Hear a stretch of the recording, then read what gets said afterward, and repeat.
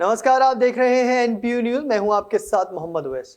उधम सिंह नगर में लुटेरी दुल्हन का एक मामला सामने आया है। यहां गदरपुर की रहने वाली एक शादीशुदा महिला पैसे कमाने के लिए कई बार दुल्हन बन जाती है और फिर जेवर और पैसे लेकर हो जाती है फरार। इस लुटेरी दुल्हन के अनोखे कारनामे का खुलासा जिले के कप्तान मंजूनाथ टीसी ने किया। दरअसल गदरपुर के रहने वाले एक परिवार के सदस्यों का गिरोह लूट की वारदात के लिए अन्य राज्यों में जाकर पूरा षड्यंत्र रचता है और फिर पूरे रीति रिवाज के साथ विवाह की रस्म की जाती है, जिसके बाद दुल्हन विवाह के कुछ दिन बाद ही चकमा देकर फरार हो जाती है।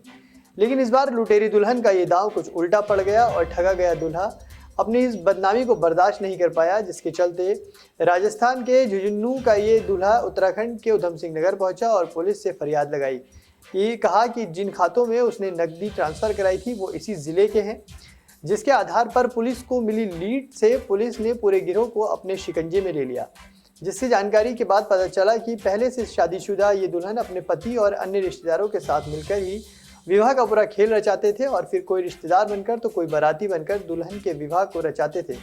वहीं पूरा परिवार मिलकर इस षड्यंत्र में शामिल होकर लूट का खेल रचाकर लोगों को लूटने का काम करते थे। पुलिस का कहना है कि लुटेरी दुल्हन अपने पति और रिश्तेदारों से फिलहाल पूछताछ की जा रही है और जल्द ही अन्य राज्यों में भी इनके द्वारा इस तरह के कारनामे किए जाने का मामला सामने आ सकता है। वहीं इस पूरे खुलासे में लगी काशीपुर पुलिस टीम की सराहना करते हुए एसएसपी ने 5,000 रुपए का इनाम देने की घोषणा भी की है। ये लुटेरी दुल्हन का जो गैंग है, ये यहाँ उधम सिंह नगर के आईटीआई और गदरपुर क्षेत्र के कुछ लोग हैं।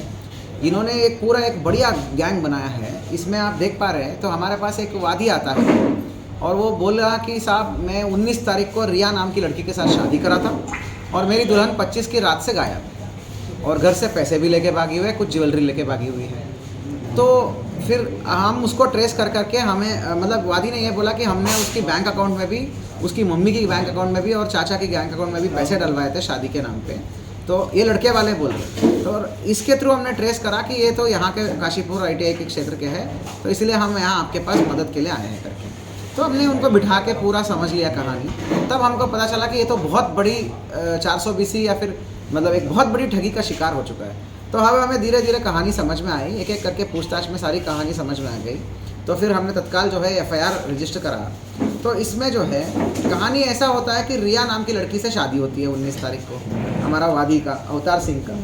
तो उससे पहले पूरी कहानी भुना जाता है। तो रिया बोला जाता है कि रिया अनाथ है, रिया को मम्मी पापा नहीं है, रिया बस अकेली है इस दुनिया में, तो गरीब परिवार की है, माँ बाप दोनों गुजर गए। रिया की पापा का नाम जो है कुछ और बदला जाता है, प्रेम सिंह करके बोला जाता है। उसके नाम की आईडी भी है, रिया पुत्री प्रेम सिंह नाम के गुलर बोझ का आईडी भी है। उसको मिलाने वाला एक और है, एक और आती है मतलब सिमरन जो है उसकी सहेली बन के कजिन सिस्टर बन के आती है, राजू से मिलाती है। राजू एक बिचौलिया है, राजू एक अनूप तिवारी को मिलाता है। राजू खुद भी तो चाचा होने का नाटक भी करता है। अनूप तिवारी जो है एक वहाँ का एक चाचा बन के दिखाता है कि मैं भी लड़की का चाचा हूँ। फिर पंकज करके एक बिचौलिया होता है।